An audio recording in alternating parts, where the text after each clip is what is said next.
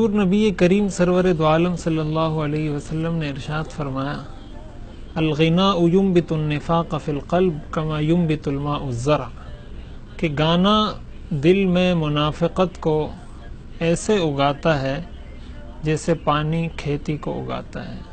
اس حدیث شریف کا مطلب یہ ہے کہ جس طرح جس زمین میں پانی ڈالا جاتا ہے تو اس زمین میں سبزہ نکل آتا ہے۔ پانی کا اثر یہ ہوتا ہے کہ اس زمین سے سبزہ نکلنا شروع ہوتا ہے۔ یہی اثر گانے کا دل پر ہوتا ہے کہ جب گانا سنا جاتا ہے، میوزک سنا جاتا ہے، گانے کی محفلوں میں شریک ہوا جاتا ہے، تو اس کا نتیجہ یہ ہوتا ہے کہ انسان کے دل میں نفاق بالکل اسی طرح اگنے لگتا ہے جیسے سبزہ زمین میں اگتا ہے۔ ایک دوسری حدیث کے اندر بھی حضور علیہ الصلوۃ نے اسی مفہوم کو بیان فرمایا۔ یہ شعب الایمان کی روایت ہے، حضرت جابر رضی اللہ تعالیٰ عنہ اس حدیث کے راوی ہیں۔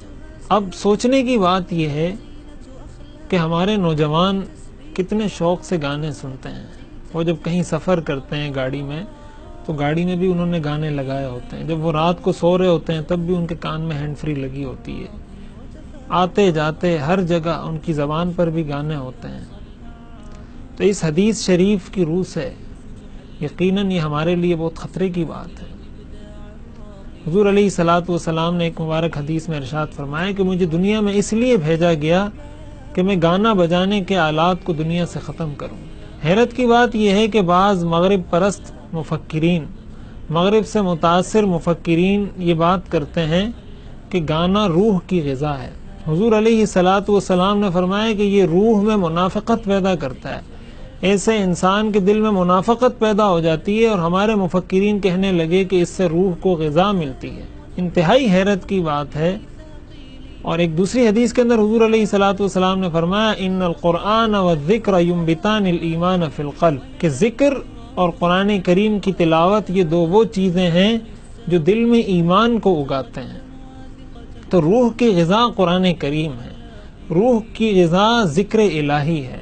اور تاریخ ہمیں یہ بتاتی ہے، علامہ ابن خلدون رحمہ اللہ نے لکھا ہے کہ جتنی اسلامی سلطنتوں کو زوال آیا ہے اس کی بنیادی وجوہات میں سے ایک اہم وجہ یہ تھی کہ غیروں نے، کفار نے، دشمنوں نے مسلمانوں کو اور مسلمانوں کے نوجوانوں کو گانا بجانے کی محفلوں میں لگا دیا۔ وہ رات بھر جاگتے تھے، رقص و سرور کی محفلوں میں اپنا وقت ضائع کرتے تھے، اور دشمن، کفار ان کے خلاف فوجی ٹریننگز کر رہے ہوتے تھے، ورزش کر رہے ہوتے تھے، تیاریاں کر رہے ہوتے تھے، اور یہ رقص و سرور کی محفلوں میں مصروف ہوا کرتے تھے۔ یہ کسی بھی قوم کے زوال کے اسباب میں ایک بہت بڑا سبب ہے۔ جو قوم اپنی ساری چیزوں سے غافل ہو کر ان چیزوں میں پڑ جاتی ہے تو یقیناً وہ اپنے گھر سے بھی بے خبر ہوتی ہے، اپنے معاشرے سے بھی بے خبر ہوتی ہے، اپنے ملک سے بھی بے خبر ہوتی ہے۔ ایسی نسل نہ اپنے ملک کے لیے فائدہ مند ہو سکتی ہے، نہ گھر کے لیے، نہ معاشرے کے لیے۔ کیا ہمارے اور سارے مسائل ختم ہو گئے کہ ہمارے نوجوان اس چکر میں پڑ گئے؟ ہر وقت وہ گانے کی دھن میں مصروف رہتے ہیں۔ کیا انہوں نے گھر والوں کے سارے حقوق ادا کر دیے؟ کیا انہوں نے اللہ کے سارے حقوق ادا کر لیے؟ کیا انہوں نے معاشرے کے حقوق ادا کر لیے؟ کیا انہوں نے اپنا لازمی اور جو ان پر کردار عائد ہوتا تھا اسلام کی طرف سے، سوسائٹی کی طرف سے، کیا وہ اپنا وہ رول پلے کر چکے ہیں؟